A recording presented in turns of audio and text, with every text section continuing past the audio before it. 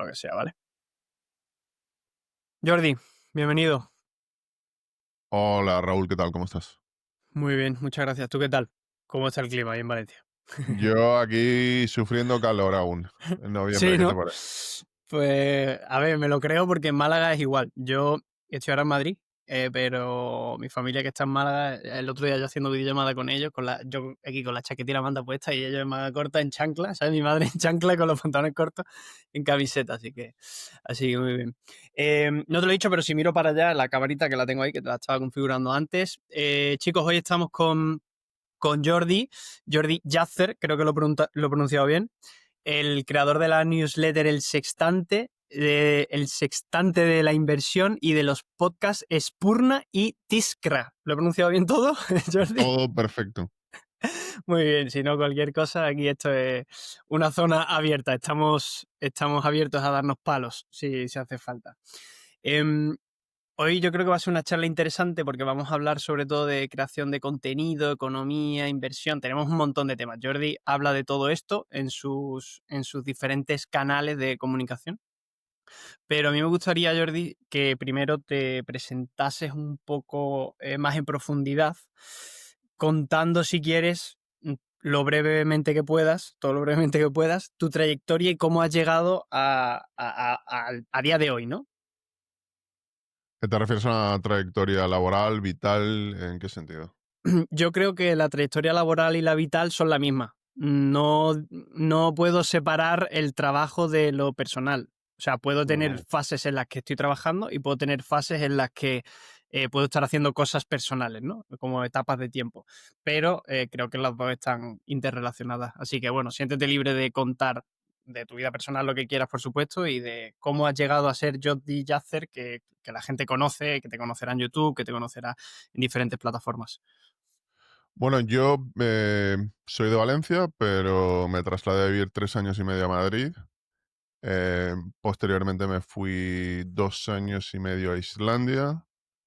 Luego me fui un año a Finlandia. Luego a los países bálticos. Luego me fui, bueno, más al este de Europa aún. Y volví hace unos 2 años más o menos. Ujú. Eso es mi trayectoria vital, casi de ubicación más que vital.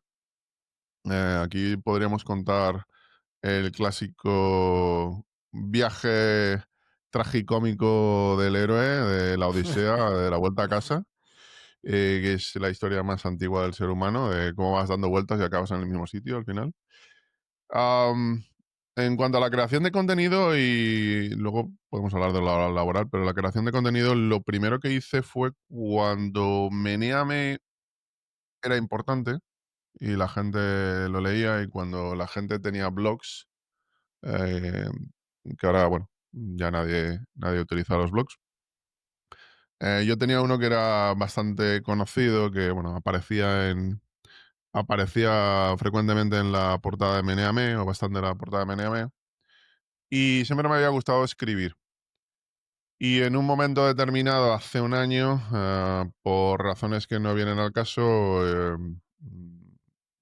recuperé el interés por acabar escribiendo de nuevo, y abrí una newsletter junto a mi amigo José Paunero. Lo hemos titulado El Sextante de la Inversión. Y bueno, la verdad que la comunidad ha crecido en un año bastante rápido, más de 4.000 personas, creo que es 4.200 en estos momentos. Ujú.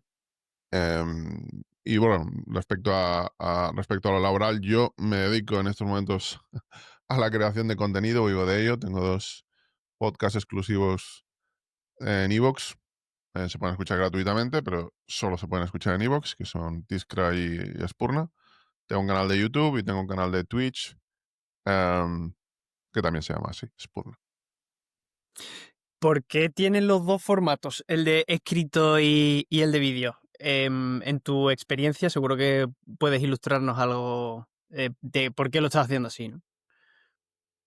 Lo hago porque me apetece, no por otra cosa. Si uno quiere hacerlo de forma adecuada, es decir, si uno es alguien que no conocen y quiere ser conocido, lo cual tiene un gran valor a día de hoy. que podríamos entrar luego en ello. La relación debería ser prácticamente ir de la plataforma con mayor descubribilidad a la plataforma con mayor poder de monetización. O sea, tienes que nacer en la plataforma que te da el mayor poder de ser conocido por alguien que no te conoce si ya eres conocido, porque Ujú. lo que hace mucha gente es que es famosa porque ya había sido famosa. Esto es como en Piratas del Caribe, ¿no? Solo puedes ir a la isla misteriosa, no sé qué, si ya has estado en la isla misteriosa. Si de verdad alguien quiere nacer como creador de contenido y tener éxito, lo lógico y lo que sería recomendable y lo que yo recomendaría a alguien que quiere dedicarse profesionalmente a esto es empezar una plataforma con alta descubribilidad. Y probablemente a día de hoy la mayor descubribilidad están en Instagram y en TikTok sobre todo, ¿no? Porque como los vídeos son tan cortos, permite a un usuario el que pueda tener acceso a a un gran número de vídeos por hora. Te puede Mm. acabar friendo el cerebro, pero la unidad ya no es tanto el canal o el creador de contenido, que también la unidad es el vídeo en sí. Con lo cual, digamos que el campo está un poco más igualado. Esto es una cosa que yo le he estado dando vuelta últimamente, Jordi. Bueno, no sé si has visto algunos de los vídeos o de mis TikTok, Instagram y demás que voy subiendo clips. O sea, yo ahora mismo estoy metido en una serie que se llama Levantando mi empresa de humedades en Madrid. Y lo que hago es que subo todos los días a YouTube un vídeo de entre 10 y 15 minutos explicando mi día a día. O sea, qué es lo que hago el día, voy grabando las visitas que hago a los clientes que tienen problemas de humedad y demás, y voy explicando un poco. Y claro, uno de mis planteamientos es, vale, yo saco los clips y los distribuyo en todas las plataformas, ¿no? Pero, ¿dónde tengo que poner el foco para crecer realmente? Porque solo con la descubribilidad basta o también tengo que interactuar para crecer. Es decir, tengo que ir metiéndome yo también en los vídeos de la gente, comentarlos, compartir y tal, y no sé qué, porque eso es una cosa que a mí me jode el puto cerebro, tener que estar en ese movimiento para estar dentro de la rueda, por así decirlo, ¿no? En mi opinión, no. En mi opinión, uno tiene, y es una de las grandes lecciones, creo que en la vida que uno tiene que aprender. Normalmente, el conocimiento de información no significa el que alguien aprenda algo.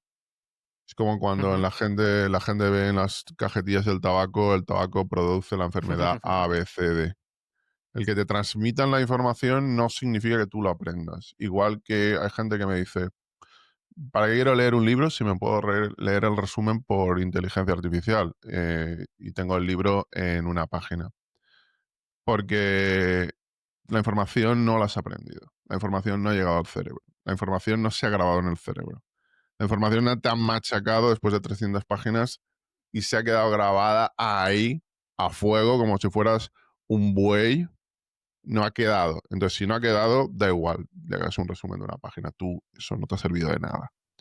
Mm. Entonces, en este aspecto, tal como yo lo entiendo, uno de los mayores problemas en la gestión empresarial, en la vida, en la inversión, en cualquier cosa, es que la gente no entiende dos conceptos fundamentales. Una es la importancia del valor tiempo y segundo, la importancia del valor coste de oportunidad.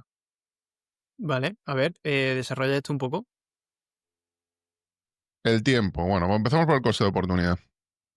El coste de oportunidad es el precio que tú tienes que pagar por hacer algo en lugar de otra cosa.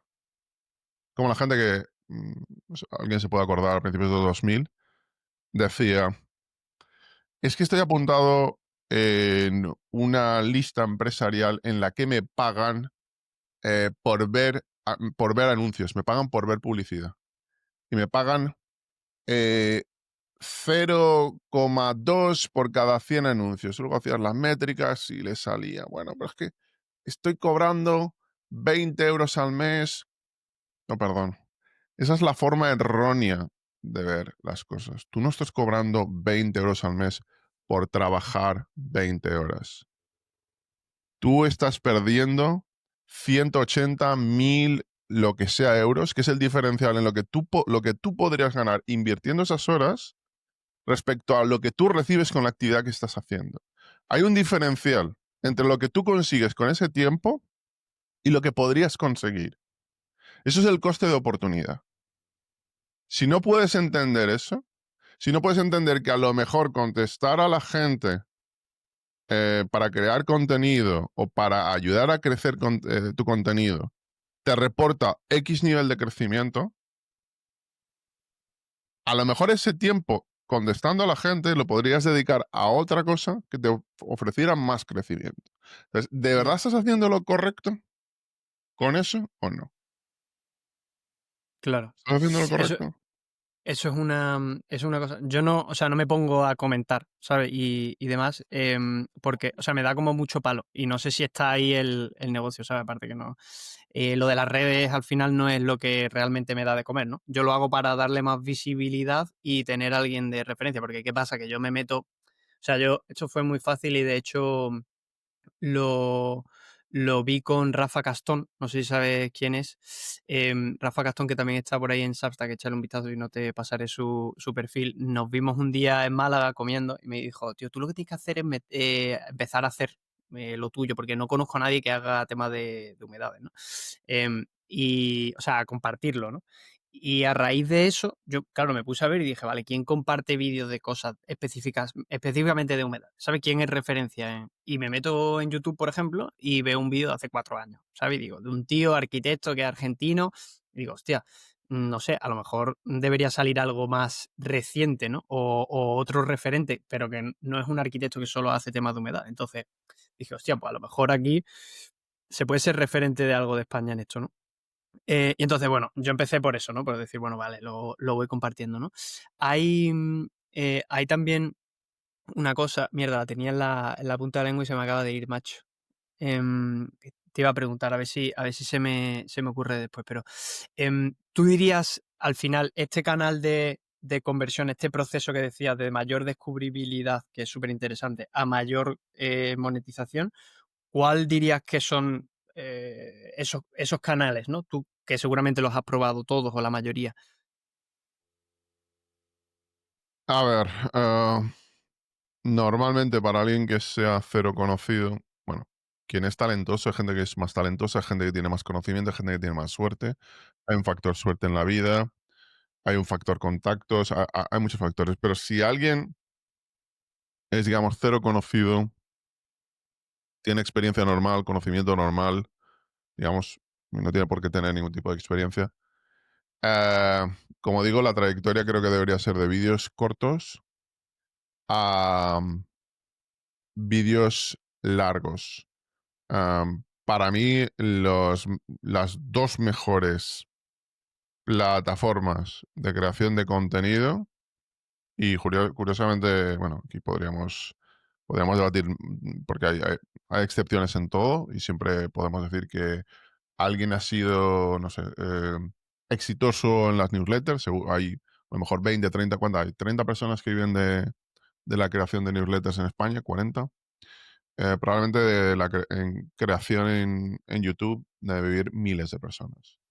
Ujú. Em, entonces, en mi opinión, la trayectoria debe ser Instagram barra TikTok, YouTube. Son las plataformas más importantes. Eh, Vale, la cuestión es que uno siempre debe atraer a la gente con algo, y ese algo es el valorar su tiempo y hacer el contenido entretenido. Al final solo puedes aportar dos cosas. O enseñas o diviertes. Y también lo puedes mezclar, por supuesto. Pero enseñas o diviertes. Y la mayor parte de la gente ni enseña ni divierte. El contenido no es para ti, el contenido es para la gente que te está viendo. claro. Y hay talento. Al final ni siquiera es la temática. Hay veces que te metes en este agujero de conejo que es YouTube, donde te van recomendando cosas y acaba en un canal en el que un tipo se dedicaba a embellecer las pezuñas de los caballos Lo he y de visto. las vacas y Súper viral, a... ¿eh? Sí, y dices, ¿cómo pues posible que un señor que se dedica a curar pezuñas de vacas y de caballos probablemente esté ganando 20.000 euros al mes en YouTube. ¿Alguien le podría interesar si le decimos, oye, empieza un negocio que ganarás 20.000 euros al mes grabando vídeos sobre cuidar pezuñas de caballos y de vacas? Pero claro, si tú lo haces con una concentración de información, un nivel de concentración de información alto, y lo haces con naturalidad y generas una expectativa, eso se puede conseguir. Con lo cual, al final, el problema no es la temática, el problema es lo que haces sentir a la persona que te ve, que es generar expectativa y satisfacerla. Al final, Al final, buena parte del contenido es, tú tienes que prometer algo de antemano, los primeros segundos tienes que prometer algo, enganchar los primeros segundos, y luego lo que prometes lo tienes que satisfacer. entregarlo, claro. Eso me parece curioso porque yo también me he cruzado con esos vídeos y cuando me pongo a verlo, al final no es otra cosa que satisfacer esa curiosidad, ¿no? Ese entretenimiento que tú decías. O entretienes o enseñas, ¿no? Y en este caso entretiene porque es algo que satisface tu curiosidad y también te enseña algo que en realidad ni siquiera necesitas. O sea que muchas veces no tienes por qué enseñar algo que necesite la otra persona, sino algo que tú sepas. Y la otra persona ya lo va a curiosear. Porque ¿cuántos de nosotros, tú tienes caballos o vacas, Jordi? No, Yo tampoco. yo Y jamás, no probablemente, siento ningún interés y por ello. probablemente el 90% de la gente que vea esto, el 90% de la gente que nos rodea tampoco. Entonces, cualquiera que nos esté escuchando seguramente se habrá cruzado con esos vídeos. No habremos sido tú y yo lo único, porque ese tío se ha hecho súper viral. Y, tío, tengo lo que te iba a preguntar antes, porque hay un chaval que es, creo que es promotor inmobiliario o algo así en TikTok, que lo estoy descubriendo ahora recientemente, que se llama, es argentino, creo, Bertrand o algo así. ¿Tú sabes quién es? No, yo es que Que no sube un consumo montón de... TikTok. O sea, lo No, ¿no? recomiendo para los creadores de contenido, pero considero que es una freidora de cerebros. Este tío a mí me gusta porque habla de... se ha metido mucho a hablar sobre cómo es la generación de contenido y demás. Y hay muchos vídeos de él diciendo que las redes sociales es un juego de volumen. Él habla sobre que eh, al día a lo mejor genera 20 clips, 20 de sus diferentes entrevistas, del día a día y tal, y que esos 20 clips los sube todos a TikTok en un día, de esos cuando orgánicamente funcionan bien dos o tres, esos los sube a Instagram, a YouTube Short, después el vídeo a la plataforma, después eso los monetiza y los convierte en anuncios de Google Ads, los que más óptimos son. Te quería preguntar en tu experiencia, Jordi, ¿tú también crees que las redes sociales son un juego de volumen? Es decir, no importa tanto que te centres en la calidad de voy a editar esto perfecto, sino en voy a intentar subir muchos vídeos de una calidad, obviamente que no sea una patata, que se escuche, que se vea algo bien, o no crees que sea un juego de volumen. Depende. Hay personas que han crecido ayudándose en el volumen. Hay personas como el creador de contenido más exitoso del mundo, que es MrBeast, que crece haciendo un producto, iba a decir Bestial. excelente, pero la palabra no es excelente. La palabra es absolutamente cuidado para el algoritmo, hasta el punto de que tiene equipos de psicólogos, gente de marketing, estudiando al segundo cada detalle.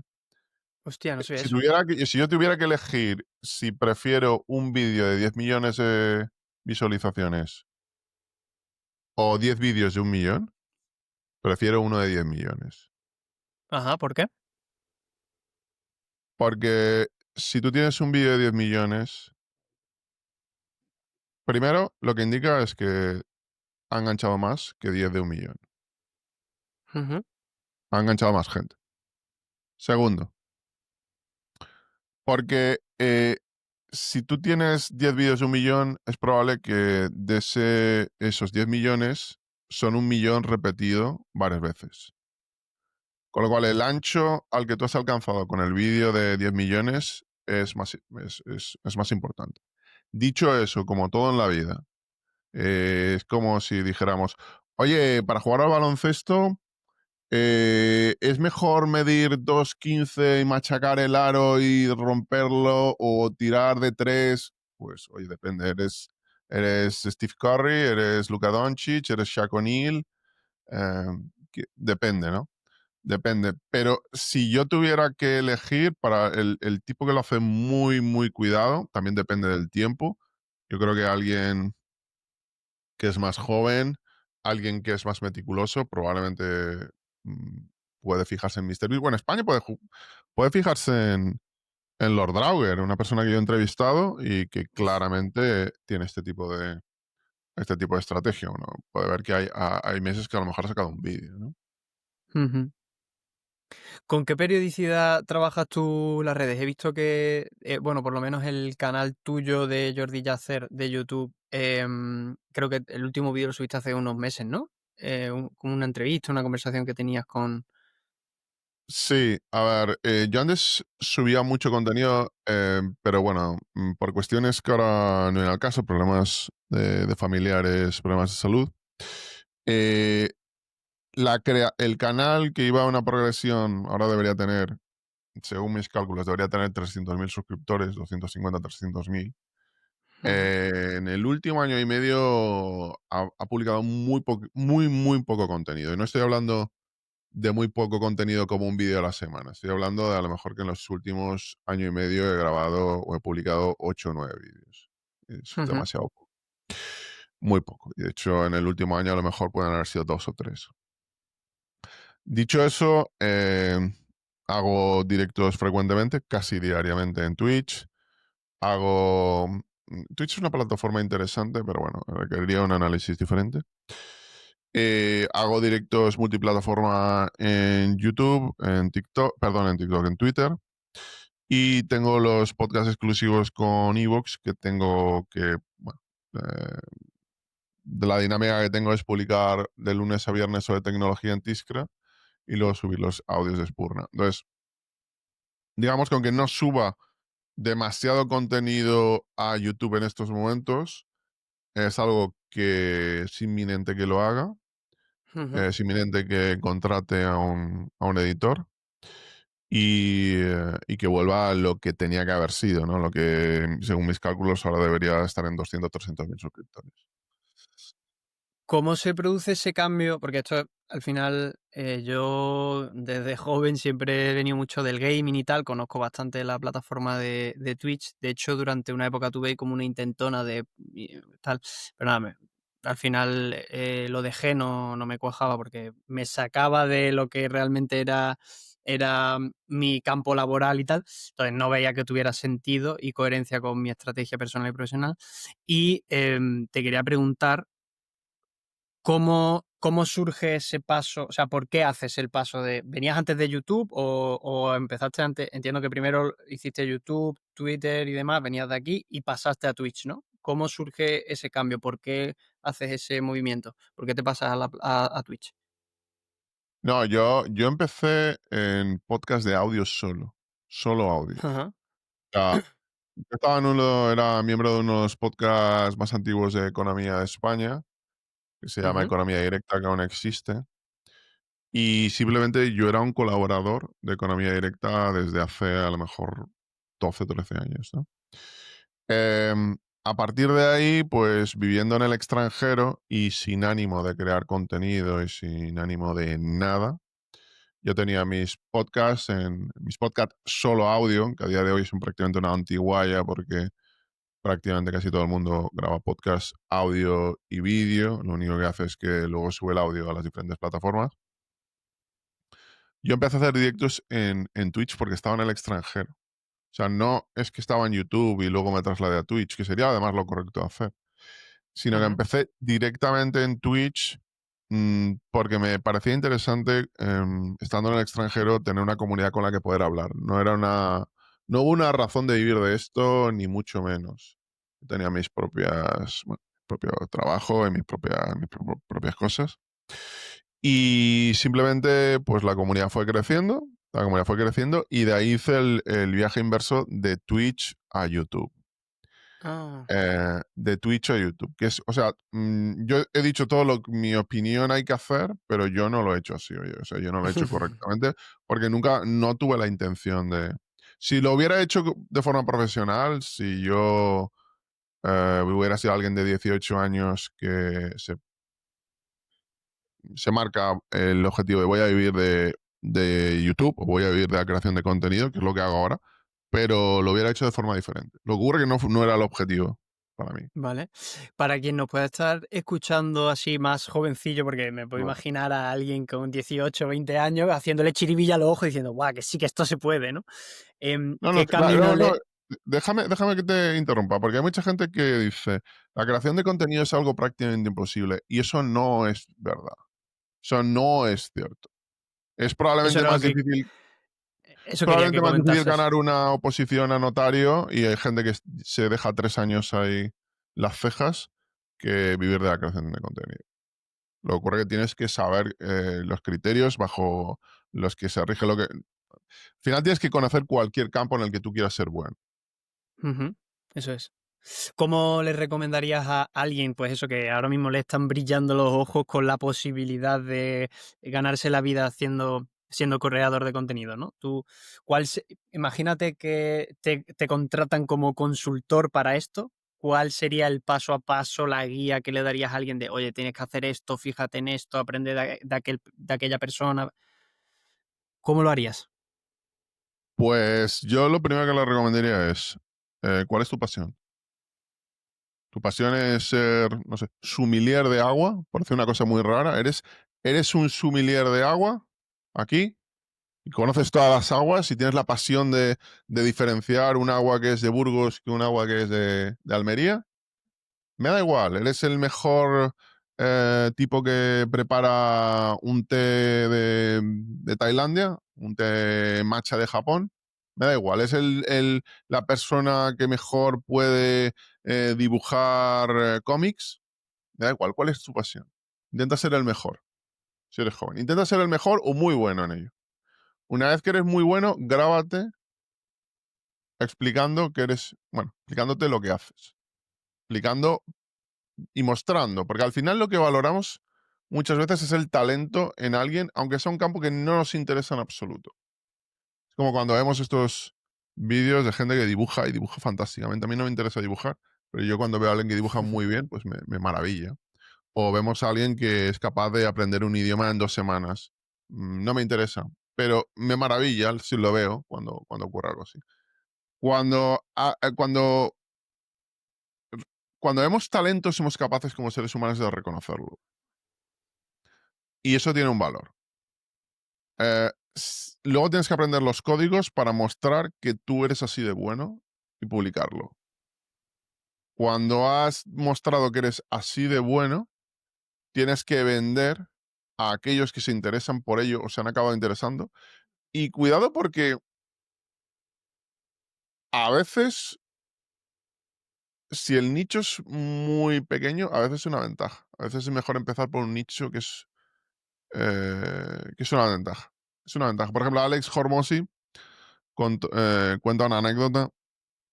Y es que uno de sus estudiantes, con solo, creo que eran 2.000 seguidores en Instagram, estaba facturando $1.000.000 al año. Y su nicho era que manejaba o era especialista en contabilidad y seguros de gimnasios. Hostia. O sea, una cosa muy... Pero claro, cuando estamos hablando de dinero y cuando estamos hablando de algo muy específico, no es muy fácil encontrar gente que te haga la competencia. Entonces, le puedes enseñar a esa gente y puedes vender tu conocimiento. Lo bueno de la creación de contenido, y por lo que hay mucha gente que acaba viviendo de ello, es que puedes escalar. El tener un cliente más es prácticamente coste cero. Claro. Y además hay que decir que no estás haciendo un intercambio. Vamos a ver, esto lo deberían aprender los niños, unas primeras cuestiones que se deberían enseñar en la escuela. Nadie o casi nadie se hace rico intercambiando tiempo por dinero. Lo que te permite la creación de contenido es que no intercambias tiempo por dinero, intercambias información digital que escala y que puede llegar a todo el planeta por dinero. Al final eso bueno, yo al menos lo escucho mucho y lo veo y lo leo mucho, que siempre va a ser más rentable un servicio o una empresa de producto, un negocio de producto que de servicio, ¿no? En este caso estamos teniendo en cuenta que los dos negocios vayan bien en ese sentido. Obviamente, si el de producto es un fracaso porque es un producto que el mercado no quiere y va mal, pues obviamente va a ir mal y el de servicio va a ir mejor. Pero que en ambas, en mismas condiciones, un negocio de producto y otro de servicio, siempre va a ser más rentable el de producto porque es escalable, no por nada, ¿no? Y este es el caso precisamente de las redes sociales, ¿no? Que es escalable porque, como decías, Jordi, el coste de conseguir un cliente más, un potencial cliente más, es muy fácil porque no tienes que volver a repetir el discurso que has hecho, no tienes que Más que volver a de repetir el conseguirlo, producto. diría que de servirlo, o de servir el producto. Ujú, El coste de servir un producto, por ejemplo, alguien que se dedica a la fontanería, servir a un cliente más, equivale a que él vaya a arreglar las tuberías del cliente o un trabajador suyo. claro, No es lo mismo que, por ejemplo, alguien que está vendiendo, vamos a decir, lo que ahora está muy de moda, cursos online por 2.700 euros. Le da un botón y le envía, ¡pup!, le envía un link o le envía el vídeo para que se lo descargue. ¿Eso el coste cuánto es? claro, 0,0001 euros. claro. Sí, la tarifa que se quede Stripe o la plataforma de turno para Bueno, alojar el coste sobre todo es la tu vídeo y publicidad, más demás. que nada, Sí. que hacen. Has mencionado antes una cosa que en uno de los episodios, de los últimos episodios que publiqué con Sune, no sé si lo conoces, José del Puello, em, hablamos sobre el podcasting. Él vive de eso. Dice que tiene la suerte de vivir de eso, es de los más antiguos del podcast, del podcasting y demás. Y hablamos mucho sobre el podcast en vídeo o solo en audio. Antes tú lo has mencionado brevemente. Quería saber cuál es tu impresión al respecto, tu opinión sobre todo eso, ¿no? Yo creo que hay que hacerlo, bueno, es que no tengo dudas. Eh, Se tiene que grabar en vídeo, se tiene que publicar en todas las plataformas, cuantas más mejor, y se tiene que publicar en audio también. Cuando hablaba con Sune le decía que, a ver, que yo creo que al final la gente ya prácticamente no te demanda solo el audio. Es decir, si no te cuesta trabajo hacer el vídeo porque como tú y yo ahora mismo lo estamos grabando, ¿qué más da, no? Que nos pongan la cara. Y además yo creo que también hay un componente de mayor generación de confianza, que al final todo eso atrae dinero, Jordi, que es ponerle cara a esa voz, ¿no? Em, Hay solo un motivo por el cual, y creo que tampoco, eh, quizás no sea rentable grabarte en vídeo, que es si tu identidad quieres que sea un misterio. Pero hay ejemplos como el de un tío blanco hetero, me parece, no sé si lo conoces, Sí, sí. que antes usaba una máscara o algo así, ¿no? Son como un calcetín blanco ahí que se ponía en la cabeza. Y al final acaba enseñando la cara al tío, ¿no? Pero incluso llevando ese misterio, si tú personalizas en un avatar con una máscara o con lo que sea, y te ponen cara en vídeo, al final genera más confianza, generas más tráfico, generas más atención. Al menos es la impresión que a mí me da como consumidor de redes, ¿eh?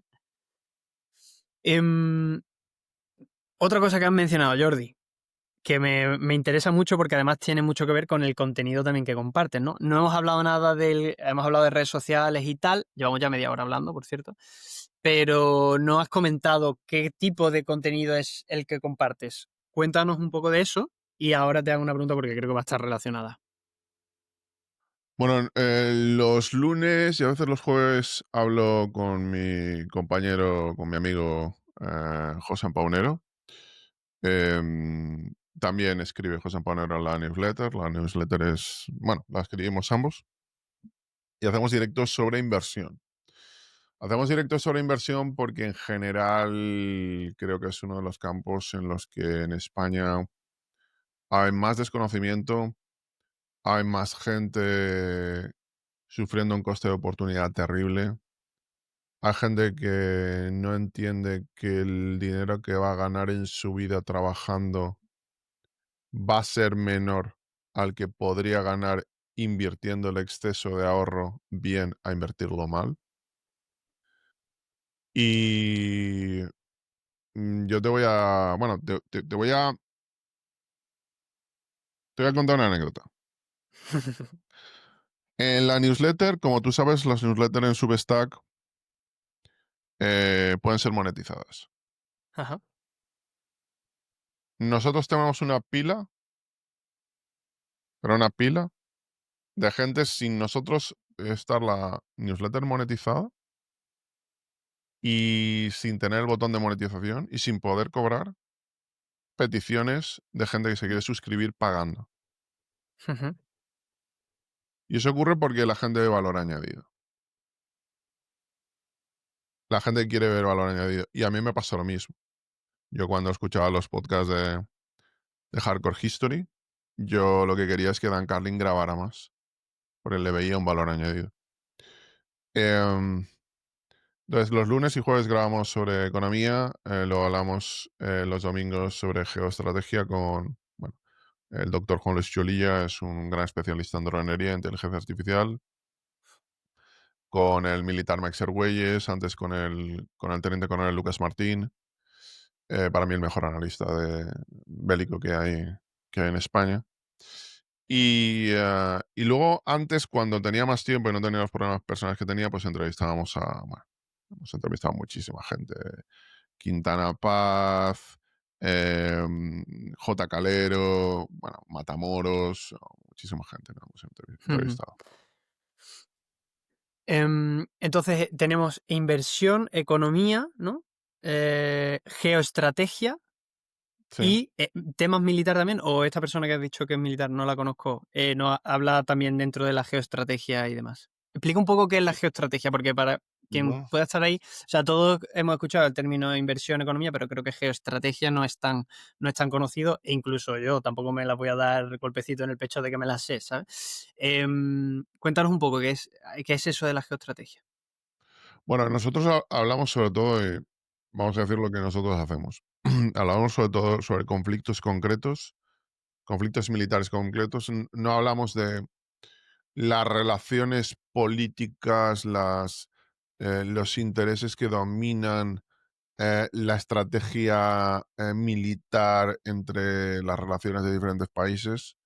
No es un podcast en general de ello, en lo que hacemos los domingos, sino que grabamos sobre todo sobre la guerra de Ucrania, el conflicto en Israel y luego a veces algún conflicto más. Eh, pero surgió básicamente por una cuestión coyuntural y hemos seguido con ello. Entonces, lo cierto es que esto es otra cosa que tendría que decir que no recomendaría hacer. Si tú tienes un campo, yo creo que deberías ceñirte a un campo. O sea, todo esto está construido mal porque yo no me había pensado dedicarme a la creación de contenido. Ha sido que, bueno, han venido los ingresos y al final, pues bueno, he visto que podía vivir de ello, me parece divertido y vivo de ello. Pero vamos, esto no significa que sea lo adecuado, lo que sería adecuado, lo que yo recomendaría es lo que he dicho al principio. Más tienes que tener un campo de expertise y a partir de ahí, si quieres, creces, pero no al revés. Que me estoy riendo, Jordi, porque justo o sea, estás recomendando lo contrario a lo que tú has hecho y Eh, tú lo que tú has hecho es lo que te ha funcionado, ¿no? Al final, tú estás ganándote la No, vida. no, me ha funcionado, pero a ver, me ha funcionado, eh, pero creo que el coste de oportunidad es que si lo hubiera hecho diferente me hubiera salido mejor. Ya. Me hubiera salido mucho mejor. Pero esto es, yo creo, un buen ejemplo. A mí hay una filosofía que me marca mucho y yo tengo mucho conflicto con mi chica con eso, porque ella es arquitecta súper organizada y ordenada y planificadora, y yo soy más de acción. El otro día, por poner un ejemplo, fuimos al Parque Warner de aquí de Madrid, que yo no había ido nunca, y fuimos con unos familiares suyos y tal. Y, y su idea en cuanto entramos al parque fue coger el mapa y decir, venga, vamos a organizar cómo vamos a ir a la tal, ¿sabes? Y mi plan fue, no, no te líes, vamos a aquella atracción, luego a aquella, ¿sabes? Como ir al toque, ¿no? Y, y me reí, y me parece súper interesante tu caso, Jordi, porque es un claro ejemplo de cómo el hacer, en lugar de muchas veces pararte a pensar en la estrategia, que está muy bien, ¿sabes? Que si lo tienes claro desde el principio vas montando la estrategia y sobre eso vas ejecutando. Pero la parte de ejecutar es casi más importante que planificar. Quizá tú nos puedas hablar también un poco de eso como, bueno, no sé si eres economista, estudiaste, eres economista, ¿no? También. No, yo estudié Ciencias de la Información, Imagen y Sonido, ahora Ajá, se llama Comunicación Audiovisual. sí, Em, y luego empecé a estudiar a distancia ADE, ¿no? ujú. La tengo la carrera casi acabada, pero el tema de la inversión me vino después. O sea, bueno, me vino después, no. Digamos que la inversión me apasionó, pero empecé a estudiar después, lo cual me di cuenta que no tiene nada que ver. Lo que te van enseñando en la universidad no tiene absolutamente nada que ver con hacerte un buen inversor, en mi opinión. Pero bueno.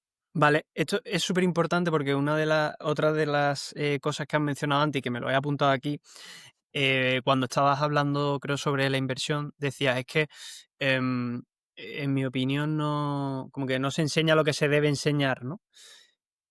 Quiero que profundicemos en esto, porque sé que es un tema polémico, pero al que creo que hay que darle visibilidad, porque para mí es fundamental, ¿eh? O sea, el tema de la educación, yo creo que todos morimos mentalmente cuando dejamos de educarnos, investigar, tener esa curiosidad que mueve el ser humano, que por eso hemos llegado como especie a donde creo que hemos llegado, ¿no? Entonces, en tu experiencia y con lo que tú ya sabes, todo lo que habrás estudiado, ¿qué, qué es lo que deberían ver los jóvenes o en el colegio, en las universidades, para realmente poder usarlo después en el día a día? ¿Dónde ves tú esas diferencias en la educación que nos están impartiendo? De entrada que la gente no entiende la diferencia entre inversión y ahorro.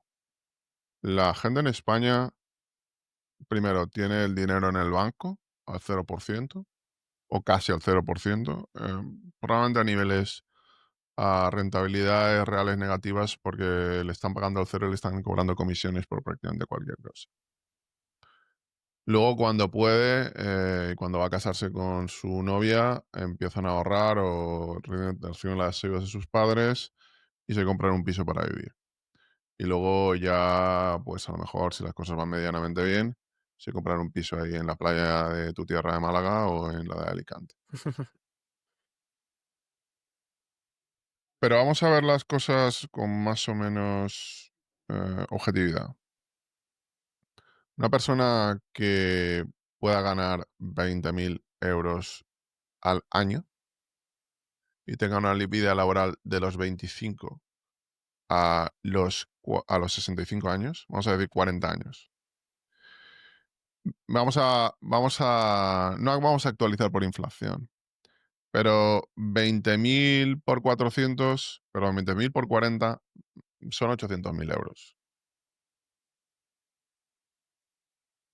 Son 800.000 euros. ¿Cuánto, ¿Cuánto dinero va a ahorrar de esa cantidad? ¿Cuánto dinero puede ahorrar? Va a ahorrar a lo mejor el 10% para comprarse un piso con su pareja, apalancarlo y dejarlo, bueno, dejarlo pagado cuando sus hijos estén a punto ellos también de casarse. Am, el problema es que los salarios, el precio de tu tiempo, el precio de trabajar para otra persona, va a crecer alrededor de tus ingresos de un 2%.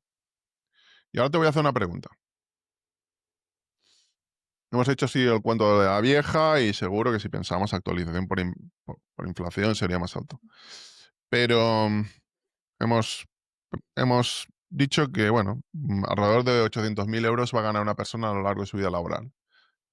Puedes decir, bueno, incluso 1.000.000, venga.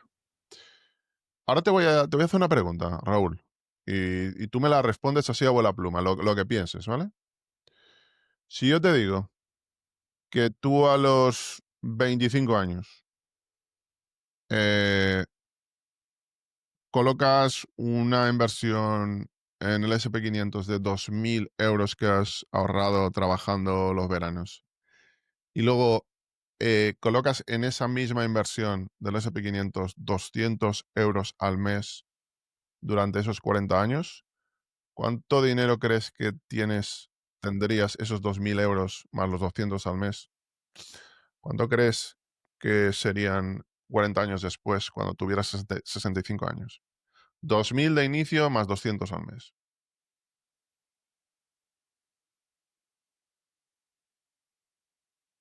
Joder, no te sabría decir. Sé que va a ser mucho más rentable, sé que va a salir más dinero, em, pero, suponiendo manteniendo esos 800.000, No, no, quiero no, decir, esos sí, 800.000, comparándolo con los 800.000 de ingreso, imaginemos que tenemos la base que no ha te lo digo actualizado ni así, nada. si tú colocas 2.000 € de entrada, que has trabajado unos veranillos y tenías 2.000 € a los 25 años, Ujú, y colocas 200 € al mes durante 40 años de ahorro invirtiendo en el S&P 500, eso te suma después de 40 años unos 98.000 €. Has metido. ujú. Esos Es 98.000 lo es euros, lo que has metido en esos 40 eso es años. lo que ha metido. ¿Cuánto crees que va a ser 40 años después? Eh, la rentabilidad de esos 98.000, yo qué sé, a lo mejor te puedes ir a. Has metido 98.000 euros, Sí. hostia, no sé, 500, 600.000, no sé. 1.152.000. Teniendo en cuenta el histórico, ¿no? De cómo ha evolucionado el SP, ¿no? Entiendo.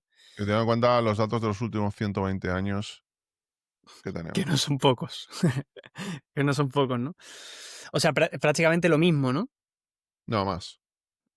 Un Bueno, poco más probablemente de más. los 800, de los 800.000 que ganarías, solo trabajando y ahorrando, ¿no?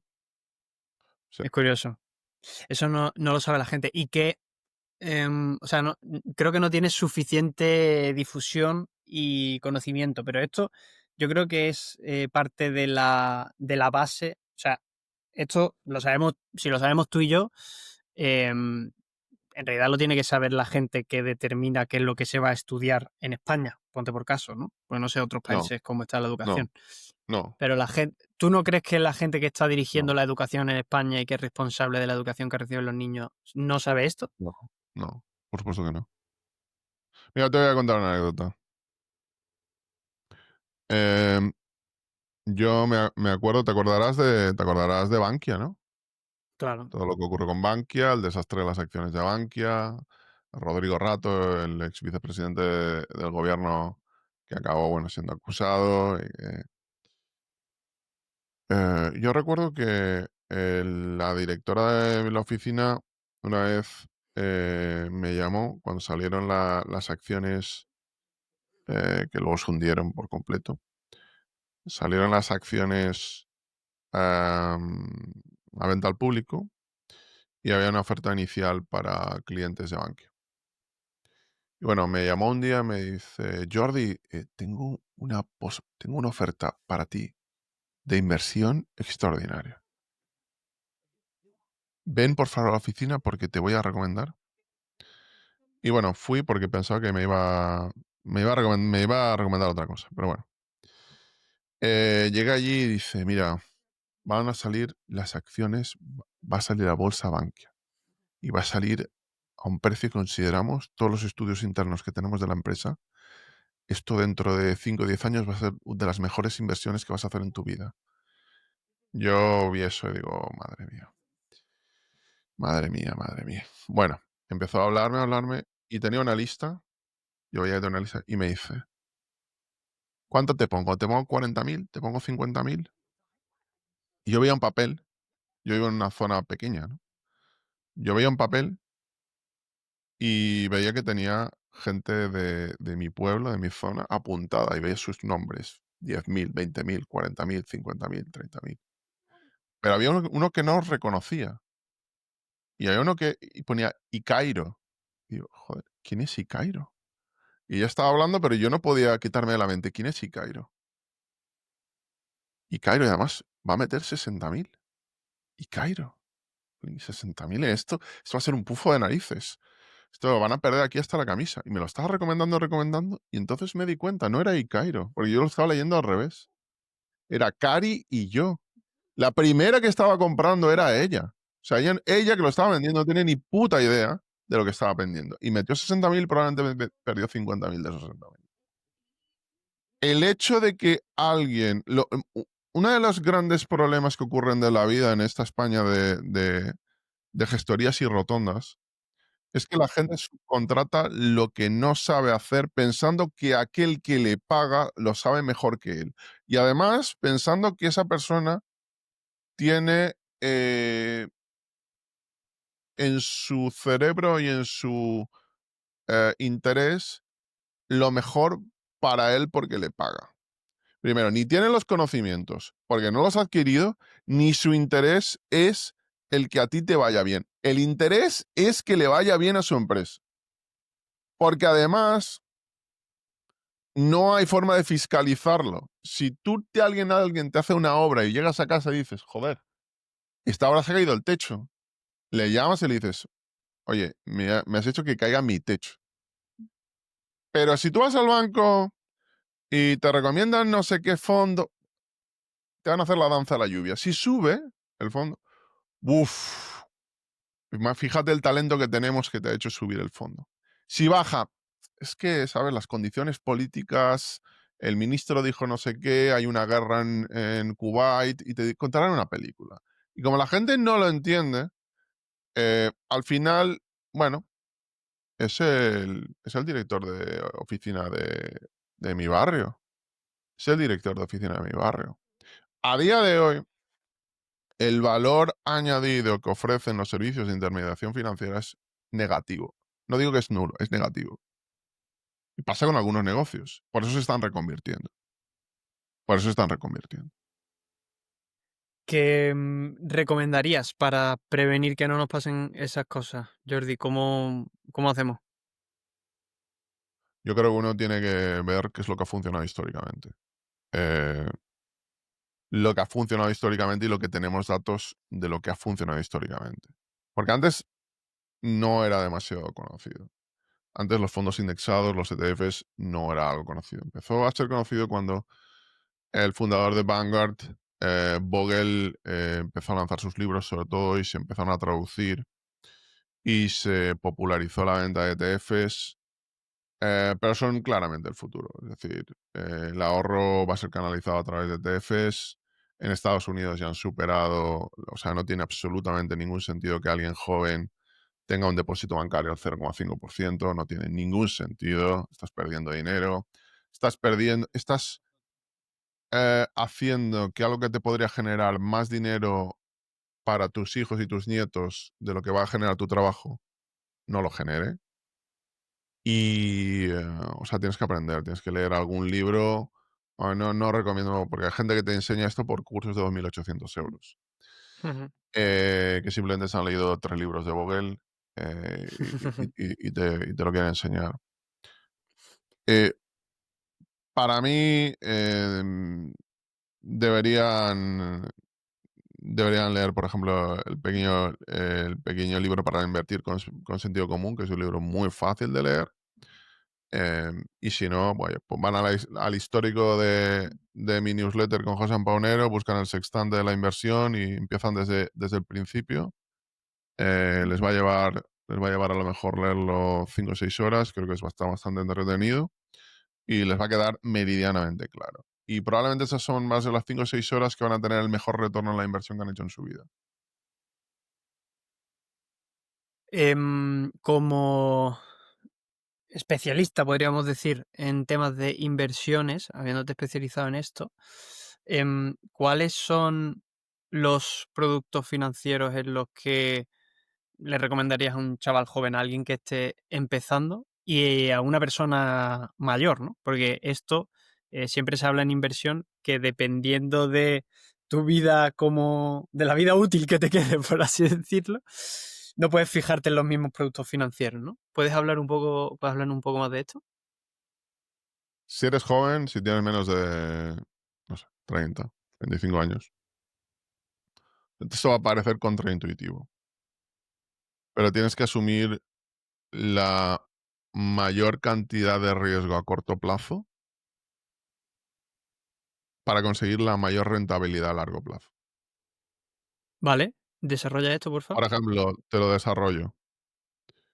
Vamos a hablar del opuesto. ¿Qué es lo que tiene qué es lo que tiene el menor riesgo? Lo opuesto, lo que tiene menor riesgo a corto plazo y el mayor riesgo a largo plazo. Lo que tiene menor riesgo a corto plazo y el mayor riesgo a largo plazo es tener tu dinero en el banco al 0%. Ujú. Y te lo explico de una forma muy clara. Eh, si, si tú tienes, por ejemplo, 10.000 euros en el año, pones 10.000 euros en el año 2000, imagínate que lo tienes al 0%. Antes no se pagaba al 0%, pero bueno, más o menos asumir que lo tienes al 0%. La inflación entre 2000 y 2025 ha sido el 77%. 77%. Fíjate, además, que en los últimos 100 años el dólar debe haber perdido el 99% de su valor. O sea, lo que tú podías hacer con, con un dólar hace, no sé, 100 años, a lo mejor ahora necesitas $100. Si a lo mejor te Ujú. podías ir a comer, a cenar, ir al cine, tomar palomitas por $1, ahora para hacer eso necesitas 100, tú y tu novia, o la novia y los hijos, ¿no? Eso, pero a corto plazo tiene muy poco riesgo. Si tú tienes tu dinero en un banco, a 1, 2, 3 años tiene muy poco riesgo. A largo plazo tiene un riesgo altísimo. Vas a perder prácticamente toda tu inversión. La gente no asume eso. Ahora nos vamos al planteamiento contrario. ¿Qué es lo que tiene más riesgo a corto plazo, pero menos riesgo a largo plazo? O más rentabilidad a largo plazo. Es invertir en índices. Es invertir en fondos que lo que hagan es comprar todas las acciones del mercado, no tener que ir eligiendo, no tener que ir comprando y vendiendo, no intentar encontrarle el timing al mercado, no, compran todas las acciones. Si el SP 500 tiene 502 acciones, el fondo compra las 502 acciones. Con lo cual tú sabes que tu rentabilidad media es la rentabilidad media del índice. La rentabilidad Ujú. media del índice es el 10% en periodos de 10, 20, 30 años. Pero tú tienes 25 o 30 años, a ti te da igual. Pero a corto plazo tú puedes perder el 20%, porque la bolsa puede bajar 20, 25%. Pero te da igual Ujú. porque tu objetivo temporal no son 2 años. Tu objetivo temporal es 30, 40 años, o 20 o 25 años para comprarte una segunda residencia. Para comprarte. Entonces, uno tiene que tener muy claro la diferencia entre el objetivo temporal y lo que es el riesgo. El riesgo puede ser la misma cosa puede tener un riesgo muy alto a corto o a largo plazo. La misma cosa. Ya. Y para alguien que es mayor, depende del dinero que tenga. Si tiene mucho dinero, mucho dinero, tiene que hacer lo mismo, con excepción de alrededor de lo que necesite, aquí podríamos discutir, 3, 4, 5 años, que debe tenerlo en un producto, por ejemplo, bonos del Estado. Eh, Porque no puede asumirse, por ejemplo, el que se encuentra en un mercado bajista si tiene 70 años y se come un mercado bajista de 5 años. No puede comerse eso, no puede comerse alguien de 70 años, no puede comerse, pero alguien de 20 años sí, Mm. sí se lo puede comer. Sí, depende más de cuál es, si la estrategia es a largo o a corto plazo, ¿no? Teniendo en cuenta que las estrategias a corto plazo, salvo que tengas mucha suerte por un mercado alcista, no conviene invertir en eso, ¿no? O sea, tú, por lo que extraigo de esto que has comentado ahora, el riesgo está bien cuando lo puedes diluir en el tiempo, ¿no? O sea, alta cantidad de riesgo, si lo puedes diluir en el tiempo, es ok, pero no puedes asumir altas cantidades de riesgo en un corto plazo, ¿no? Es un poco Mm, como la idea. te doy un ejemplo más claro. Para mí el trading, el comprar y vender acciones es algo muy arriesgado y yo nunca lo haría. Hay gente que hace trading intradía, que es tú el mismo día compras por la mañana, vendes 2 horas después, compras varias veces al día y vendes varias veces al día. Para Ujú. mí eso es una máquina de perder dinero. En Ya. general, el 95% de la gente pierde dinero.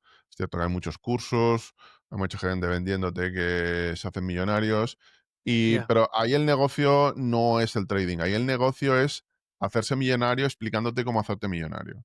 claro. Ese Sí, es sí, otro si tipo de estuviese ganando dinero con el trading, no te haría falta venderlo en un curso, ¿no? más o menos.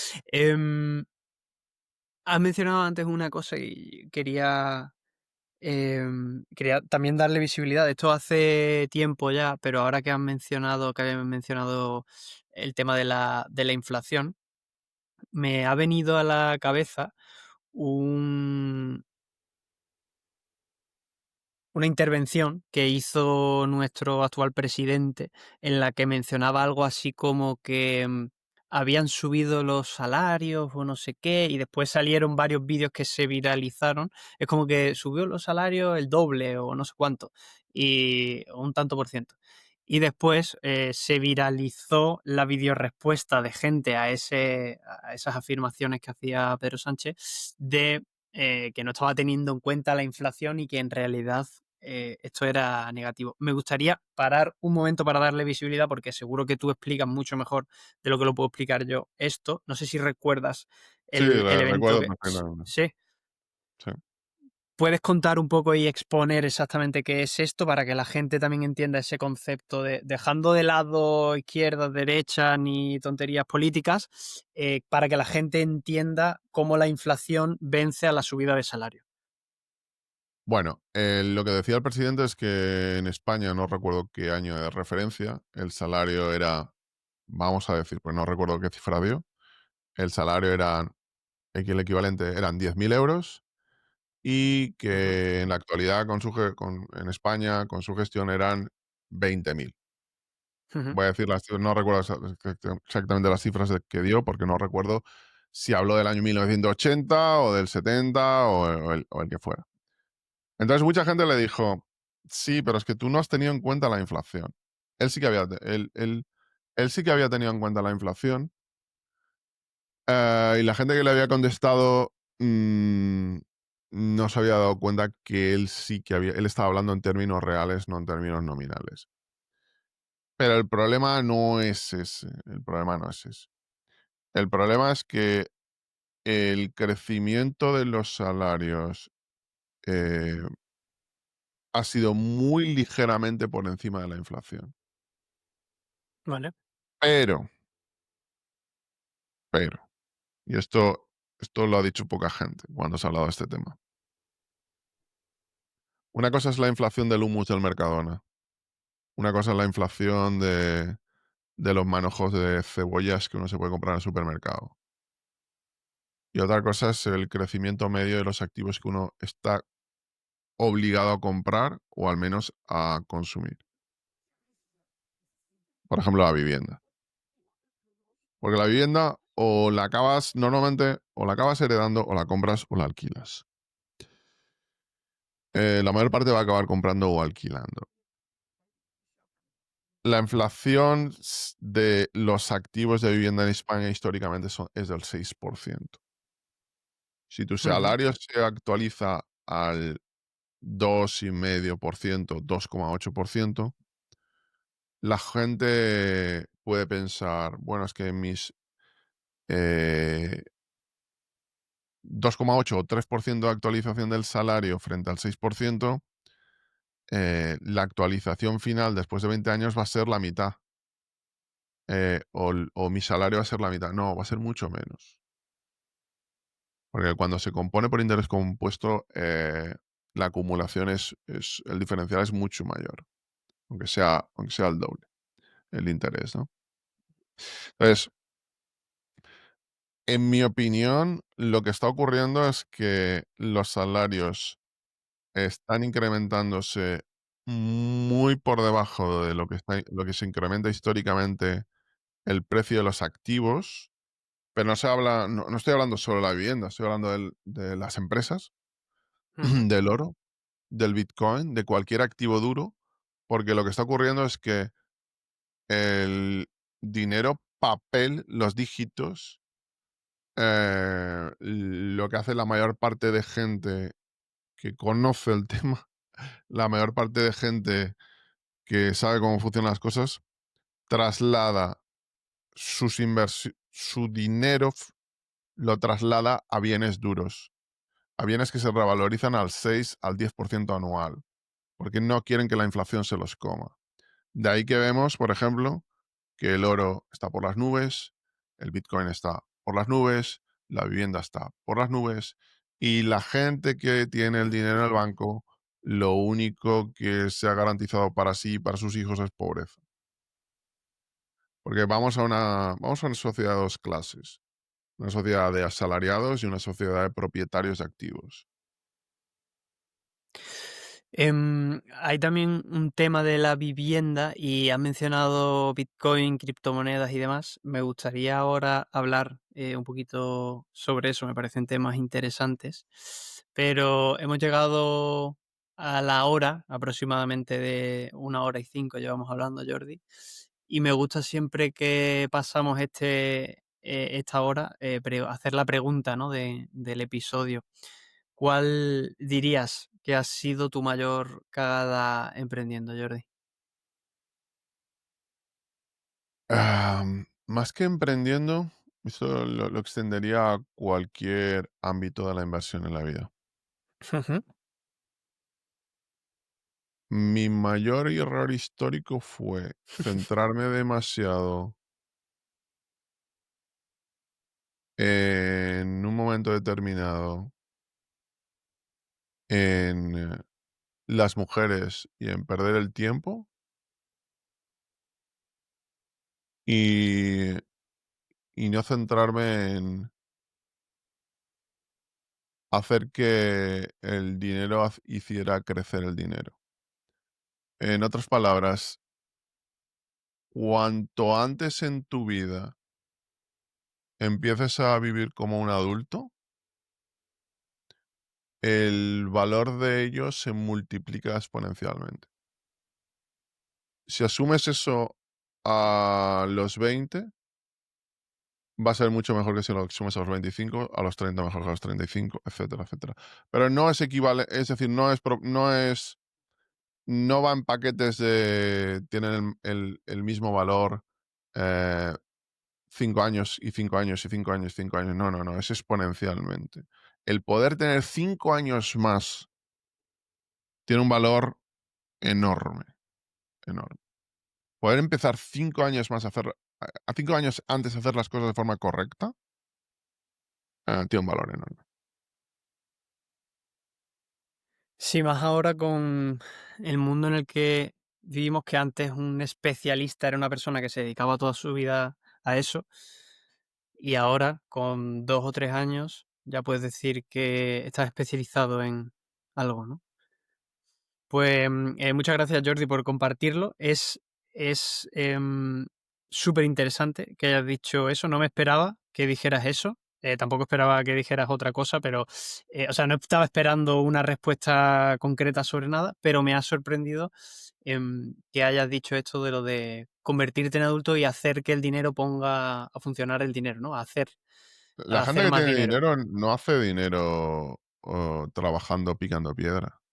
La Ujú, gente que hace dinero no hace dinero porque mete más horas. Puede hacer muchas horas, pero no las hace porque una hora más le genera 1000 euros más. Lo que hace generar dinero es el apalancamiento y el dinero que genera dinero. mm. El dinero genera dinero. El dinero genera dinero al 10% de crecimiento anual.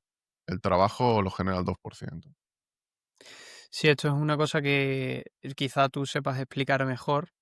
Pero a mí siempre me gusta mucho fijarme en quién tiene lo que, realmente yo quiero conseguir, ¿no? Es decir, Mm. si mi objetivo es, oye, quiero ganar, más dinero o quiero hacer más dinero, quiero tener 1 millón de euros, por ejemplo, vale, ¿quién coño tiene 1 millón de euros y qué está haciendo esa persona, no?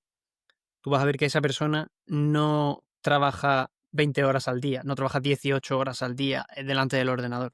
Tú ves que esa persona, la parte que trabaja, probablemente la mayoría de la parte que trabaja, lo hace vendiendo, que es la parte más esclavable de un servicio, o tiene activos que le permiten tener y engrosar, sí, creo que lo he dicho bien, ese patrimonio que tiene, ese dinero que tiene, ¿no? Es decir, la gente piensa en hacerse rico, montando una empresa, teniendo una empresa y eso está muy bien, pero, ¿cuántos casos de éxito de empresas hay? Ahora mucho porque hay mucha difusión, pero el 70, el 80% de las empresas que nacen mueren a los 3 años, ¿no? Me parece que es, o no llegan al año. Y, los que realmente tienen el poder, el dinero, las grandes fortunas, ¿qué es lo que tienen? Tienen activos, se pasan horas trabajando, tienen las 2 cosas. ¿Cómo funciona ese proceso? No sé si tú puedes contar algo más sobre eso, Jordi, porque lo conozcas o tengas algún ejemplo y demás. Era una pregunta retórica, ¿no? Creo que se dice. No hace falta que la respondas, pero si quieres hablar algo, decir algo sobre eso. Es que la cuestión es que cuando se llega a cierto nivel de patrimonio, imagina a alguien que tiene, vamos a decir, 1.000.000 de euros. Os comentaba antes 1.000.000 de euros. Si tiene 1.000.000 de euros, lo que va a generar de media, teniendo, por ejemplo, un ETF del SP 500, es que le va a generar 100.000 euros al año, ese 1.000.000 de euros. Un salario de un directivo, prácticamente. Entonces, tú vas a conseguir, ¿qué empleo te va a pagar 100.000 euros al año? Bueno, alguno, pero ¿cuántos te pagan 100.000 euros al año? Entonces, Muy pocos. llega un momento en el que para alguien que quiere tener un nivel de vida normal, su patrimonio es la fuerza motriz que hace crecer su patrimonio.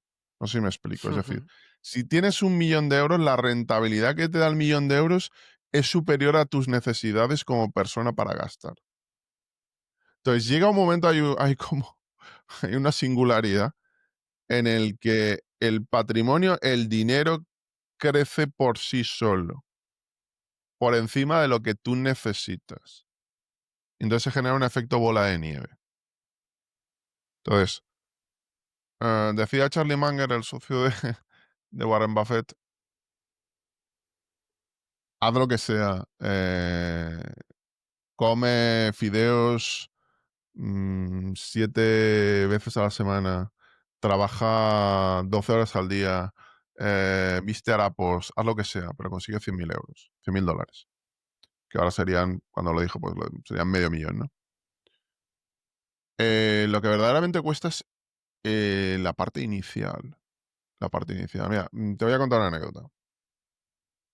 En una de las mentorías, mi amigo José Paunero se encontró con un chico que era guardia de seguridad Ujú. y que había heredado un patrimonio, hablo de memoria, había heredado un patrimonio de, serán 6 o 7 pisos y medio millón de euros. Lo había heredado por familiares que no habían tenido descendencia y, pues imagínate, 6 o 7 pisos y medio millón. Estaba trabajando en seguridad. Esto parece una locura, parece una absoluta locura, pero hay gente que tiene 3 o 4 pisos que están vacíos. Hay gente que tiene medio millón de euros en el banco y le ha dicho el director de la oficina que lo ponga en un depósito aquí que le va a pagar el 1%. Si tú tienes ese nivel de patrimonio, tienes 3 pisos en Málaga y 2 en Madrid y tienes medio millón, tú deberías estar ganando 100.000 euros al mes. Perdón, al año, 100.000 euros al año. Entonces, el hecho de que tú trabajes más horas extra de seguridad en el Carrefour, ¿va a tener algún tipo de sentido? De hecho, justo lo primero que se me ha venido a la cabeza, te iba a preguntar, sobre la marcha, te iba a decir, imagino que dejó el trabajo de guardia de seguridad para gestionar ese patrimonio. O sea, yo es Tu lo que trabajo haría. debería ser, a partir de cierto nivel de patrimonio, tu trabajo debe ser gestionar tu patrimonio. Es lo primero que se me ha ocurrido, pero no sé si la anécdota continúa y hay sorpresas y si siguió siendo guardia de seguridad o se fue a las Bahamas de vacaciones con todo ese patrimonio, que hay gente que también lo hace. No, hay gente que puede quemar hasta, bueno, la mitad de los jugadores de la NBA, más de la mitad acaban arruinados. No hay patrimonio, por grande que sea, que alguien no lo pueda quemar, ¿no? pero Ujú. lo lógico es que llega a un nivel en el que el patrimonio genera, para alguien que sea racional y que tenga sentido común, genera lo suficiente como para que pueda vivir de él, que su trabajo sea gestionar el patrimonio que tiene. ¿Cómo termina la historia de este guardia de seguridad? ¿La puedes contar, Jordi? Pues creo que, ¿Se jubiló? Ya por curiosidad. creo hablo de memoria, pero creo que lo que hizo fue pedirse una reducción de jornada para tener un periodo de transición en el que asumiera, porque además las personas tenemos que asumir también Ya, ya, que ya. las cosas se tienen que hacer de forma diferente. Esto es muy típico del efecto lotería, ¿no? Que se cuenta el caso mítico que el tanto por ciento, la gran mayoría de cuando le toca la lotería, en menos de un año vuelve a estar en la pobreza absoluta, ¿no? O algo así me parece que es. Bueno, es que si tú te toca la lotería y lo que haces es eh, abrir 3 restaurantes, no tienes ni puñetera idea de restaurantes, luego le das a tu hermana 200.000 euros para que se compre una casa y luego no. eh, el dinero se puede ir muy rápido. El dinero se puede ir muy rápido. Entonces, al fin, yo creo el dinero, el dinero es un amante muy exigente. La amante más exigente del mundo. Eh, el dinero es la amante más exigente del mundo. Si no le prestas la atención oportuna, se va a ir con otro. Todo el mundo quiere el dinero, ¿eh? Todo el mundo quiere el dinero y esto es súper interesante. Quiero hablarlo contigo porque llevamos un rato hablando del dinero, o sea, prácticamente toda la conversación ha girado en torno al dinero y la creación de contenido. Todo el mundo quiere el dinero, pero a muy poca gente le gusta hablar del dinero. ¿Por qué pasa esto? No sé si en otros países pasará, pero ¿por qué pasa esto aquí en España? No sé por qué ocurre en España, en Estados Unidos lo normal es que te pregunten tú cuánto dinero ganas. Prácticamente Ajá. como aquí se pregunta de qué equipo eres, ahí te preguntan cuánto dinero ganas, ¿no? O en otros países te preguntan para saber cuánto dinero ganas, te preguntan dónde estudiaste o por si tus padres tienen dinero. Es una conversación altamente contextual, dependiendo del país. En España sí que no es normal. Y uno podríamos preguntarnos por qué es. Creo que hay cierta, en España hay cierta vergüenza a reconocer que las cosas van bien. O digamos que no vemos con buenos ojos a la gente que les va bien de forma económica. Creo porque a lo mejor asumimos que a la gente que le va bien es porque ha hecho algo ilegal o algo, eh, ha necesitado poca ética, o que ha tenido una ayuda de la administración o de algún político. Asumimos ese tipo de cosas. ¿Te has encontrado con esa situación de gente que tú conozcas que tenga dinero? ¿Es el caso? Porque en, en mi Mi amigo caso, Juan Paunero debe tener 10 millones de euros a día de hoy, que escribe la newsletter claro, conmigo. claro, te lo digo porque frente a eso, yo pensaba así, ¿eh? O sea, cuando yo crecí en un barrio súper pobre, de allí de Málaga, y, o sea, pobre, humilde, ¿sabes? No vivía en una favela con un techo de chapa, ¿sabes? Que he tenido una infancia increíble, he tenido todas las plays del mundo cuando mis padres se lo han podido permitir, ¿sabes? Y una infancia bastante buena, pero vivía en un barrio de Málaga, ¿sabes? De que tú bajabas a la playa y un barrio de pescadores, ¿no? Como se decía. Y he visto mucha pobreza, ¿sabes? O sea, he visto bastante pobreza, gente que pasaba hambre también. Y, y crecí con esa idea y con esa mentalidad de, oye, es que los ricos se han hecho ricos porque han explotado a alguien o han hecho algo ilegal o tienen enchufe o algo, ¿no? Y son mala gente. Y después, cuando he llegado aquí a Madrid, he tenido la oportunidad de trabajar mucho en la zona de, no sé si conocerás, de la zona de La Moraleja y demás, Encinar de los Reyes aquí.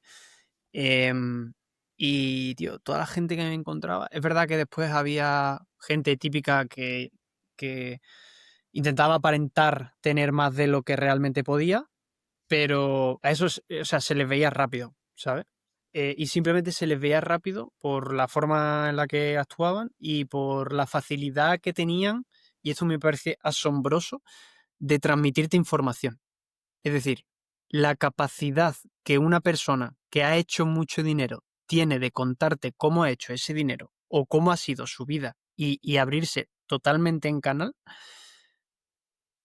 me parecía como uno de los criterios de descarte de eres un tieso que intenta aparentar o quiero decir que había gente con mucho dinero allí y tener una casa en la zona de La Moraleja requiere, pero que se veía que había gente a la que le requería un esfuerzo eso y estaba sacrificándose y había gente que parecía, yo qué sé, como si comprarse esa casa fuera a salir a comprar chicle al kiosco de abajo, ¿sabes? De la esquina.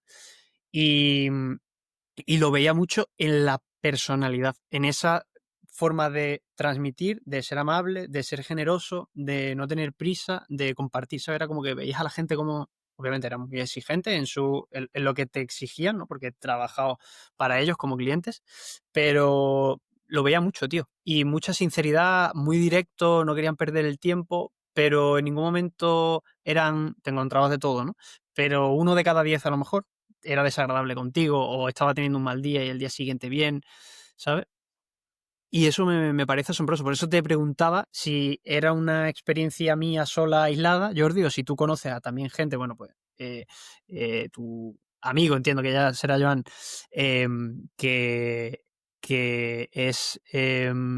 o sea, que tiene ese dinero, ¿no? Ha dicho, tiene un patrimonio a lo mejor de 10 millones. Si tú ves que la gente que te rodea que tiene ese patrimonio o está en esos niveles, realmente es así como la gente cree que es, o si es lo que he vivido yo, ¿sabes? Es que yo creo que no está relacionado. Hay países en los que se considera a la gente pobre prácticamente que se lo merece, ¿no? Y hay Ajá. países que se hace lo opuesto, ¿no? Se considera que la gente que tiene mucho dinero es gente que lo ha hecho robando. Eh, yo creo que es un tema más complejo. Creo que se infravalora el concepto de suerte y se infravalora también el hecho de que tú puedes ser una persona buena, mala o regular, pero tú tienes tu patrimonio en buena parte porque tu padre o tu abuelo, que sí que no tenía nada, se rompió el lomo e inició esa bola de nieve de la que hemos hablado antes y te transfirió ese dinero, empresas o activos con los que tú has podido tener una buena educación, con los que tú has podido tener conocimientos que no tiene una persona cuyos padres no tuvieron esa trayectoria vital, pero eso es malo. ¿Te hace una mala persona el hecho de que tu padre trabajara o tu abuelo trabajara muchísimo? Ni te hace peor ni mejor persona. Algún antepasado tuyo ha hecho el esfuerzo para ello. Yo soy una persona de clase media, normal y corriente. José es una persona de clase media. Él por sí solo ha conseguido mucho dinero porque empezó sus empresas, luego las vendió. Bueno, le entrevistó el CEO de Constellation Software, Mark Leonard, estuvo hace poco en San Francisco. Es una persona que lo ha ganado por sí mismo. Pero para mí no es que te haga ni mejor ni peor. Tú puedes ser. Es una característica independiente. Lo que demuestra alguien que tiene dinero, normalmente, si lo ha hecho por sí mismo, si lo ha hecho por sí mismo, es que hay una conjunción de talento con suerte. Es una conjunción de talento con suerte, si lo ha hecho por sí mismo. Este concepto también recuerdo que os lo escuchaba o lo leía en alguna newsletter, el de heredocracia, ¿lo he dicho bien? Ujú. La Sí, heredocracia. Era esto, ¿no? Lo que mencionabas un poco sobre, oye, si tu padre, tu abuelo se han partido el lomo trabajando, es a esto, ¿no? A lo que os referís, ¿no? bueno, Que- esto es algo que esta es una columna que escribió Hosan, es la última de la newsletter. Él ha hecho un modelado, con Python con creo que eran 10.000 simulaciones, y lo que ha visto es que teniendo en cuenta, la poca cantidad de hijos que tienen las familias a día de hoy, creo que es una desgracia por muchas cuestiones, pero bueno, eso es otro tema. Él ha calculado que dentro de unos años, va a haber nietos que hereden viviendas no de sus 2 padres, que van a heredar viviendas de sus 4 abuelos. Van a ser no hijos únicos, van a ser nietos únicos.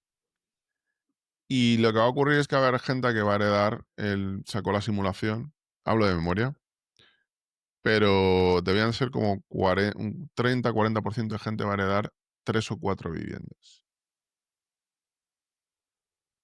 Va a heredar 3 o 4 viviendas. Por la pirámide invertida, eh, en la que nos vemos.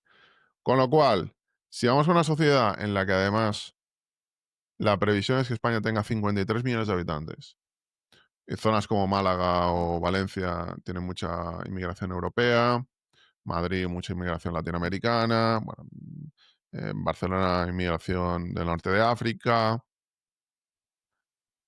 Lo que va a ocurrir es que mucha de esta gente va a ser una clase de propietarios que les van a caer del cielo 3 4 pisos y van a alquilar vivienda a aquellos que no tienen propiedades.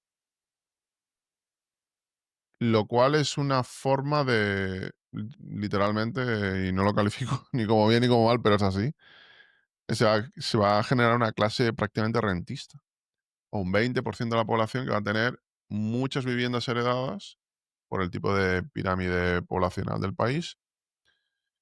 Y esas viviendas heredadas le van a generar un flujo de dinero, porque ¿cuánto sería en el alquiler de un nieto que recibe 4 pisos en la ciudad de Málaga, o en Estepona, o en Marbella? ¿Cuánto serán? ¿6.000 euros? ¿7.000 euros al mes? Mm, ¿Quién lo va a tener que sí. pagar? ¿4 o 5 personas? ¿8 personas que viven compartiendo piso? ¿Cuánto les va a representar sobre, el porcentaje del dinero que reciben trabajando?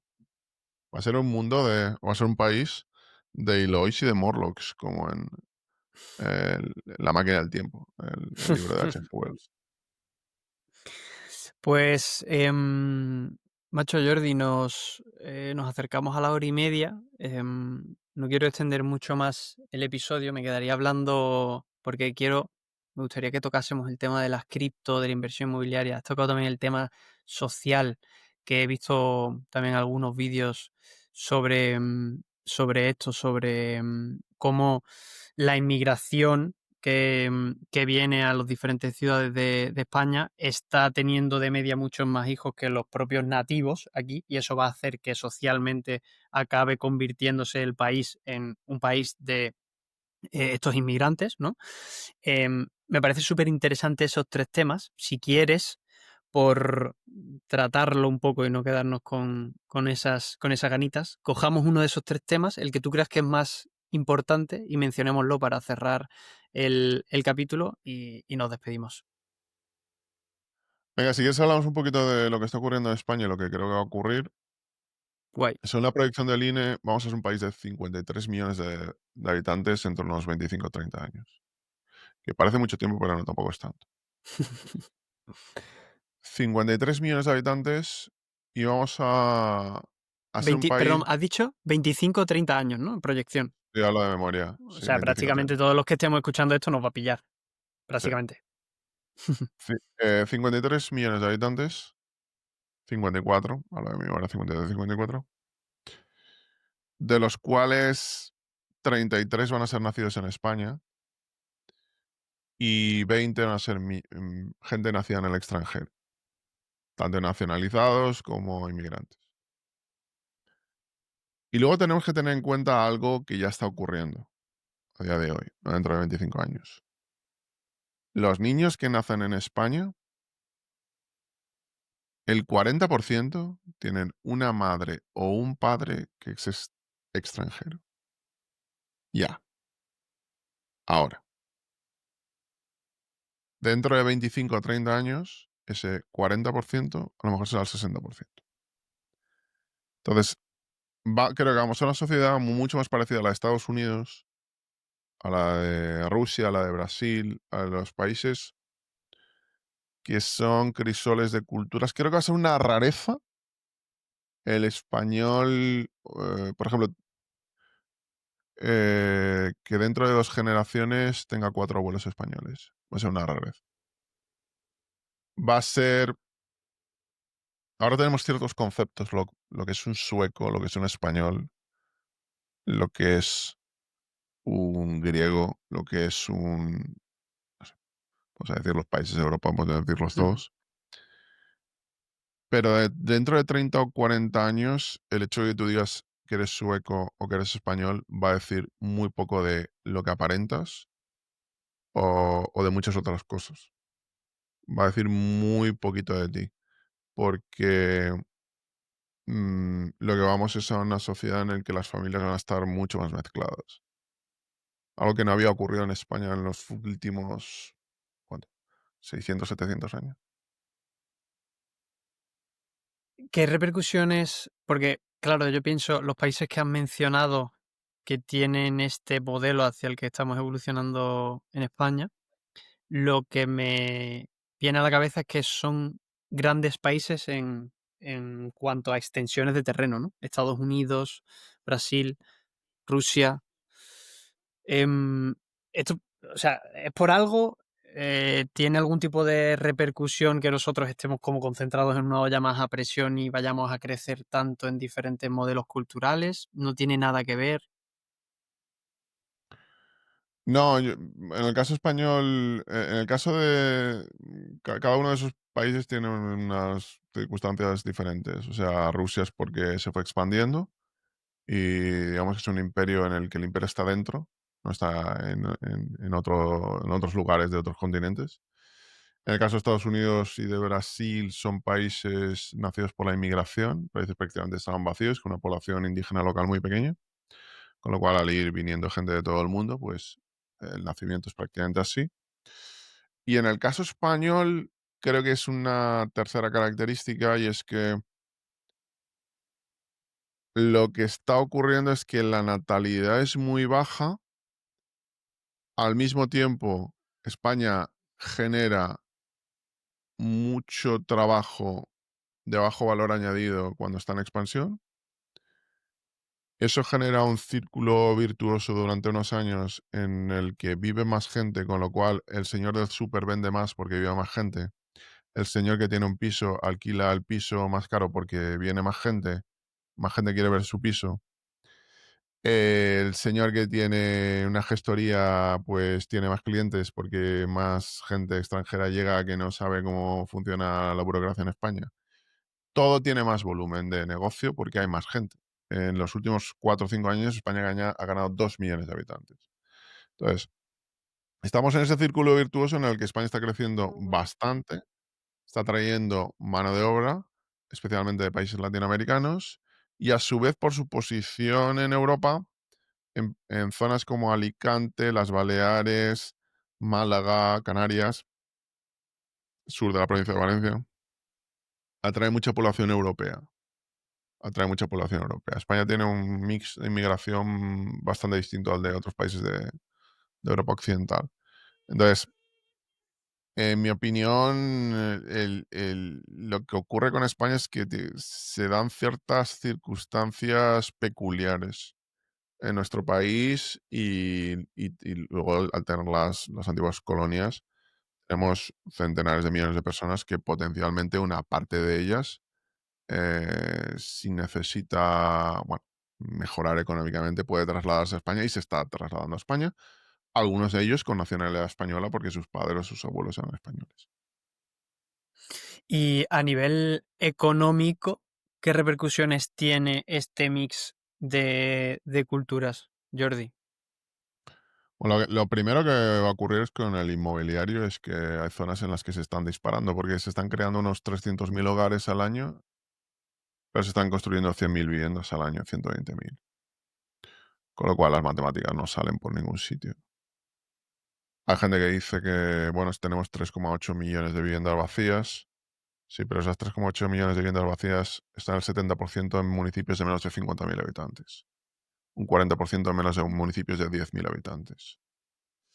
La gente no se quiere ir a vivir a Villabotijo sin agua. Y yo soy de Villabotijo con agua. Entonces, yo soy de pueblo, sé lo que es vivir en un pueblo, vamos. Eh, lo que va a haber es mucha presión sobre el inmobiliario, al menos unos años más. Creo que no estamos en una burbuja, estamos en un problema de falta de oferta.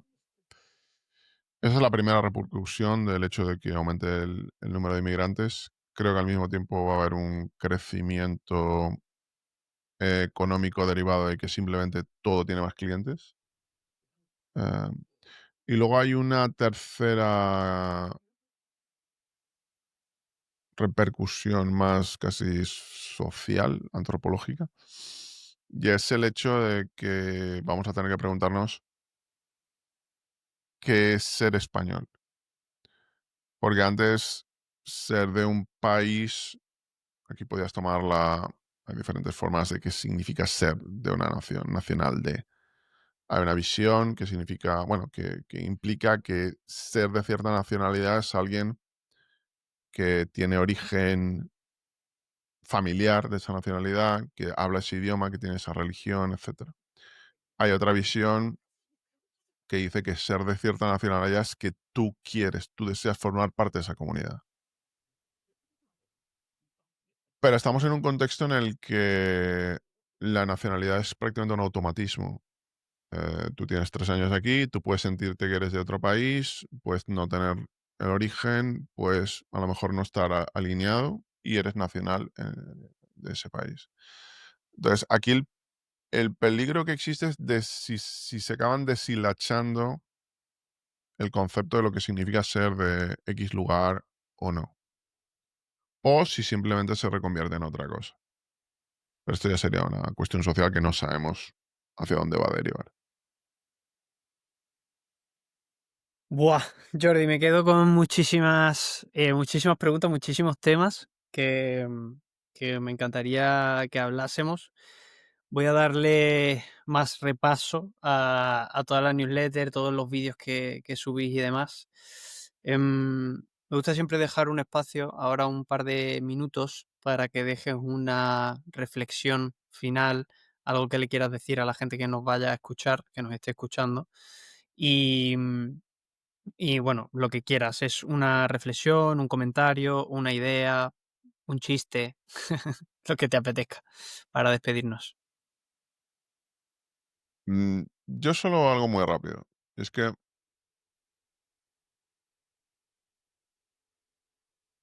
el camino más corto entre dos puntos es la acción. La gente piensa demasiado. La gente le da vueltas demasiado a las cosas. La gente creo que entra en parálisis por análisis, pero en nada sustituye la acción. Lo que acabes decidiendo que quieres hacer, lo que acabes decidiendo que asumes, si tú no lo conviertes en acción, no vale absolutamente nada. Muy bien. Pues con esa poderosa reflexión vamos a despedirnos, Jordi. Un sitio donde la gente te pueda encontrar, donde pueda saber más de ti y las cosas que haces. Nada, pueden buscar El Sextante en Google, les aparece El Sextante de la Inversión, pueden suscribirse gratuitamente a nuestra newsletter, o bien en el canal de YouTube pueden buscar Espurna de Jordi Atzer, que vayan a la pestaña de directos del canal, porque la de vídeos en el último año hemos subido relativamente pocos, pero en directos cada semana tienen 3, 4, 5 directos en YouTube. Muy bien, Jordi, pues un pedazo de placer. Nos quedamos aquí ahora comentando fuera de la grabación. Muchas gracias por estar aquí, gracias por haber compartido todos tus conocimientos y tus experiencias y las anécdotas, que me han gustado bastante. Gracias a vosotros por estar ahí escuchando y haber llegado hasta aquí. Y como digo siempre, nos vemos el próximo domingo. Chao.